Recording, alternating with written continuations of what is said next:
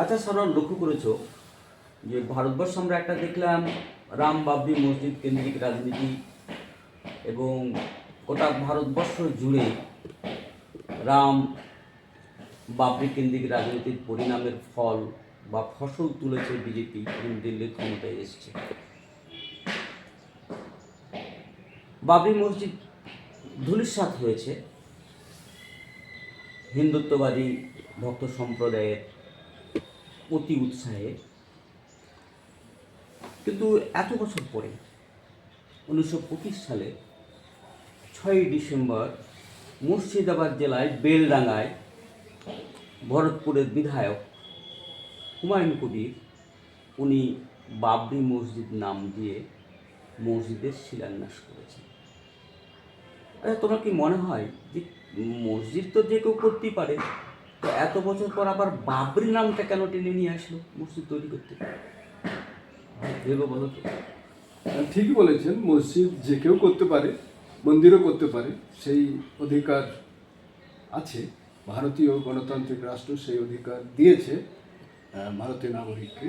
কিন্তু মসজিদের সঙ্গে বাবরি কথাটি যখন যুক্ত করা হচ্ছে, তখন এর তাৎপর্য খুব একটা অস্পষ্ট নয়। আমি মনে করি এটা যিনি এই উদ্যোগ গ্রহণ করেছেন, একজন এমএলএ, তিনি একটি নির্দিষ্ট দলের সংশ্লিষ্ট ছিলেন, এখন নেই। এই উদ্যোগ গ্রহণ করার ফলেই তিনি এই উদ্যোগটি নিয়েছেন সম্পূর্ণই দুটি কারণে বলে আমি মনে করি। এক, তার পার্সোনাল পলিটিক্যাল কেরিয়ার, অর্থাৎ তার যে নিজস্ব ব্যক্তিগত রাজনৈতিক উচ্চাকাঙ্ক্ষা, পলিটিক্যাল কেরিয়ার, সেটির উন্নতির লক্ষ্যে। সেটা কি তৃণমূলে ব্যর্থ হয়ে? সেটা তৃণমূলে ব্যর্থ হয়েছিলেন, মানে যে ধরনের গুরুত্ব হয়তো তৃণমূলে আশা করেছিলেন সেটা তিনি পাননি। ফলে সেখানে তার ক্ষোভ বিক্ষোভ ছিল, এবং এই উদ্যোগ পার্সোনাল পলিটিক্যাল ক্যারিয়ারের উন্নয়ন ছাড়া আর কিছু নয় বলেই মনে হয়। আর এর সঙ্গে যুক্ত আছে বলে মনে হয় যে আত্মপরিচয় ভিত্তিক রাজনীতির দ্বারা মানুষকে বিভাজন করে দিতে চায় যারা, মানে এই বিভাজন করে দিতে পারলে যাদের লাভ বেশি, সেই ধরনের রাজনৈতিক শক্তি। অর্থাৎ আমি একটি নির্দিষ্ট রাজনৈতিক দলের কথাই বলছি, সেটি বুঝে নিতে মনে হয় না আপনার অসুবিধা হচ্ছে। যারা হিন্দুত্ববাদী রাজনৈতিক দল, তারা রাজনীতি তো ভারতবর্ষে চলছেই, মানে প্রত্যেকটা দলের নাম আছে, কিন্তু দলের যে অভিমুখ আর সেটাই হয়ে যায় যেন দল। কিন্তু এই বর্ষামুখটা যে দলের শক্তি বেশি, মানে যাদের শক্তি বেশি, তারাই এই মেরুকরণের অগ্রদূত বা বলা যেতে পারে প্রবল শক্তি। তাদের প্রতিক্রিয়ায় অন্যরাও মেরুকৃত হচ্ছে, এবং এটা অনেকটা ওই সর্প হইয়া দংশন করে ওঝা হইয়া ঝাড়ে, এই নীতির সফল রূপায়ণে তারা সম্ভবত হুমায়ুন কবিরকে এই উৎসাহ জুগিয়ে থাকতে পারেন। না, এমনও তো হতে পারে যে আমরা খুব লক্ষ্য করছি যে পশ্চিমবাংলায় খুব বাস্তব সত্য, যদি ধর্মকেন্দ্রিক রাজনীতি বলি বা যাই বলি না কেন, মুসলিমদের একটা বড় অংশ কিন্তু তৃণমূল কংগ্রেসকে সমর্থন দিচ্ছে। তাহলে তৃণমূল কংগ্রেসের সমর্থন যদি মুসলিমদের যে সংখ্যাটা আছে এটা যদি কমানো যায়, তাহলে যারা পশ্চিমবাংলায় ক্ষমতা আসার জন্য অনেকটা লালায়িত এবং লড়াই করছে বিজেপি, তাহলে তাদের সুবিধা হয়। তাহলে এই যে সুবিধা যে রাজনীতি, সেই রাজনীতির শিকার কি হুমায়ুন কবির হচ্ছেন? সম্ভবত হুমায়ুন কবিরের মাধ্যমে এই টেকনোলজি বা স্ট্র্যাটেজি রূপায়ণ করা হচ্ছে। এটা একটা পোলারাইজিং টেকনোলজি, যে একটা নির্দিষ্ট সম্প্রদায়কে ধর্মীয় আবেগের মাধ্যমে প্ররোচনা সৃষ্টি করা হচ্ছে। কেন? যাতে তাদের বিপরীত সম্প্রদায়টিও একইভাবে পোলারাইজড হয়। হুমায়ুন কবির এই ক্ষেত্রে একটি দাবার ঘুঁটি মাত্র। আর সেই সঙ্গে হুমায়ুন কবির তাহলে কেন এটি করছেন, যেটা আগে আমি বলেছি, যে তার ব্যক্তিগত রাজনৈতিক ক্যারিয়ার এর উন্নয়ন তিনি সম্ভবত চান। অর্থাৎ তিনি হতে পারে এমএলএ থেকে বেশি কিছু হতে চেয়েছিলেন, যেটা তিনি হতে পারেননি। তার ফলে তার মধ্যে যে হতাশা আছে সেটা থেকেই হয়তো তার এই প্রচেষ্টা। না, একটা জিনিস লক্ষ্য করো, আইএসএফ একটা ভালো লড়াকু, একটা বিশেষ জায়গার উপর দাঁড়িয়ে তারাও চেয়েছে গোটা পশ্চিমবাংলায় প্রভাবিত করতে, এবং নির্বাচনের ক্ষেত্রে দেখা গেছে যে সিপিএম পার্টির সঙ্গে তারা অ্যালায়েন্সও করেছে, কিন্তু ভোটের রেজাল্টে দেখেছি তেমন কিছু করতে পারেনি, এবং অন্যান্য নিজে ক্ষমতায় একটি মাত্র সিট এসছে, কিন্তু বাকি পশ্চিমবাংলা থেকে সমর্থন পায়নি। এবার যে গেল যে লোকসভার ভোট, সেখানেও কিন্তু একই অবস্থা হয়েছে। ভারতবর্ষে যাই হোক না কেন, পশ্চিমবাংলায় মুসলিম লীগ, এখানে মুসলিমদের যে সংখ্যাটা আছে সেই সংখ্যার দিকে তাকিয়ে মুসলিম লীগও রাজনীতি করেছে। মানুষ কিন্তু, পশ্চিমবাংলার মানুষ কিন্তু মুসলিম লীগকে সাপোর্ট দেয়নি। এখানে আরেকটা দল আছে আমাদের এতে জঙ্গিপুরের দিকে দেখেছি, সেভাবে কোনো মুসলিম কেন্দ্রিক যে পার্টিগুলো, মুসলমানকে নিয়ে যারা দল করবো ভাবছে, যে মুসলমানকে ঐক্যবদ্ধ করবো, এক্ষেত্রে কিন্তু পশ্চিমবাংলার মুসলমানরা তো কোনো তাদেরকে সাপোর্ট দেয় না। বরং পশ্চিমবাংলার মুসলমানরা সবসময়, সে সিপিএম পার্টি হোক, তৃণমূল কংগ্রেস হোক, বিজেপি হোক, তাদের মধ্যেই ভোট, তাদেরকেই বেছে নেয় ভোটের ক্ষেত্রে। তাহলে এই যে মুসলিম ধর্মকেন্দ্রিক যে দল তৈরি হচ্ছে পশ্চিমবাংলায়, নিশ্চয়ই বাংলার মুসলমানরা সেভাবে সাপোর্ট দেবে বলে মনে হয় না। তুমি কি মনে করো? একদম ঠিক বলেছেন। স্বাধীন ভারতে আমরা দেখেছি যে বিভিন্ন সময়ে এমন এমন দলের উদ্ভব ঘটেছে যারা মুসলিম ধর্মীয় আবেগকে পুঁজি করে এগোবার চেষ্টা করেছে, কিন্তু এগোতে পারেনি। এর একটা কারণ আছে বলে আমার মনে হয়, যে ভারতীয় মুসলিম বা বিশেষ করে বাংলার মুসলিমরা ধর্মীয় আবেগে রাজনীতি করে না, বা ধর্মীয় আবেগে ছাড়া দেয় না। জাতীয় দলের, মানে বিভিন্ন জাতীয় দলকেই তারা বেছে নেয়, সে কংগ্রেস হোক, তৃণমূল কংগ্রেস হোক, বা সিপিএম পার্টি হোক, কিংবা বিজেপি হোক। কারণ বিজেপিও ভোট পেয়েছে, আমি দেখেছি জঙ্গিপুরে যখন মহিলা ক্যান্ডিডেট হলো বিজেপির, মুসলিম মহিলা, তাকে তো মুসলিমরাও ভোট দিয়েছে। বাংলার মুসলিম দিয়েছে অনেক বেশি প্র্যাকটিক্যাল, মানে বলতেছি জাতীয় দলদের দেয়, কিন্তু এই ভুই ফোর হঠাৎ করে উঠে যায় এই ধরনের নয়। তাহলে হুমায়ুন কবির যে রাজনীতি করে ওর দলের নাম দিয়েছে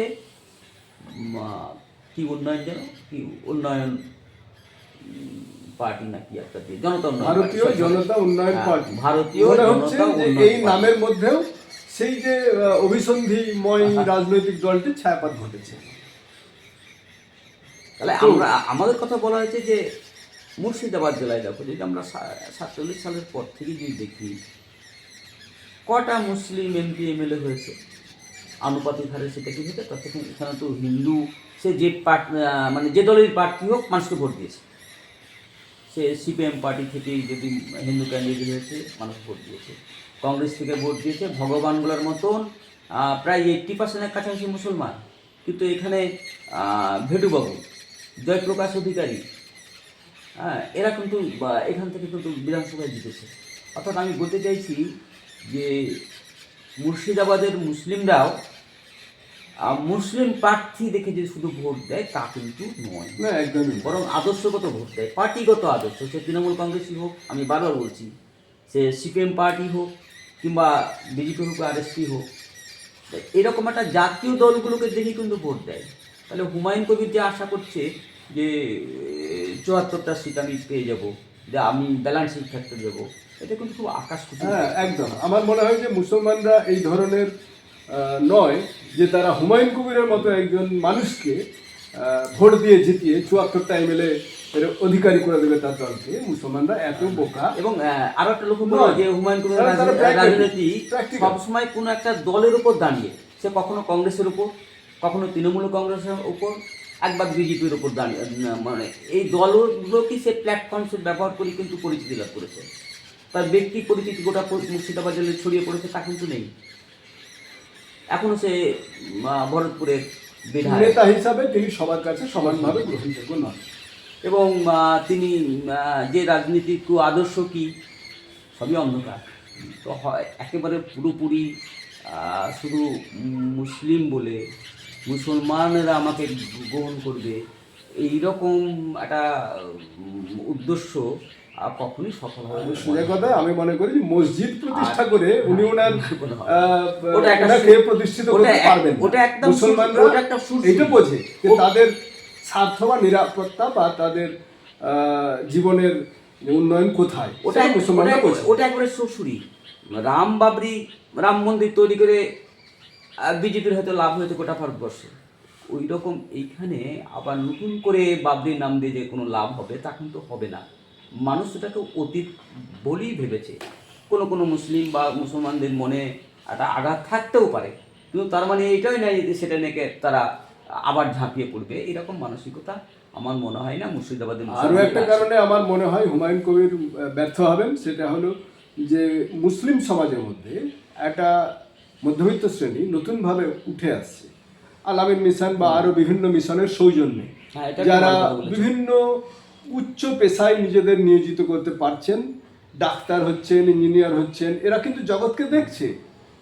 এরা অনেকেই এদের মধ্যে ধার্মিক আছেন, কিন্তু এই রকম নয় যে তারা হুমায়ুন কবিরের মতো একজন নেতা, অর্থাৎ তার কিন্তু তারা জানে তার দলে ভিড়ে যাবে এবং তাকে ভোট দেবে, তাকে 74টা এমএলএ করে দেবে। মনে হয় না মুসলিমরা এখন সেই জায়গায় আছে। জায়গায় আছে, কারণ তাদের মধ্যে শিক্ষার উন্মেষ ঘটছে, চেতনার উন্মেষ ঘটছে তথ্য প্রযুক্তির ফলে। এত তথ্য সবারই হাতের নাগালের মধ্যে এসে গেছে যে হুমায়ুন কবির এর মতো লোক সম্ভবত মুসলিম সমাজকে বিভ্রান্ত করতে পারবে না। না, যদি আমি আরেকটা পারেও, কথা বলছিলাম। তাহলে তাদের বয়স, অর্থাৎ দেখতে হবে যে ওই শিলান্যাসে অংশগ্রহণ কারা করেছে, তারা সম্ভবত তাদের বয়স বেশি এবং সেই ধরনের প্রান্তিক মানুষজন যারা তত শিক্ষিত নয় বা তারা প্রিক্যারিয়াত বা বিপন্ন শ্রেণী, যারাকে খুব সহজেই আয়ত্ত করা যায় বিভিন্ন ছলাকলা উপঢৌকনে। না, আমি আরেকটা কথা বলছিলাম যে ওনার যে রাজনৈতিক যে যতটুকু কৃতিত্ব সবটাই কিন্তু কোনো একটা বিশেষ দলকে প্ল্যাটফর্ম হিসেবে ব্যবহার করে এবার ও নিজের প্ল্যাটফর্ম তৈরি করে যাবে।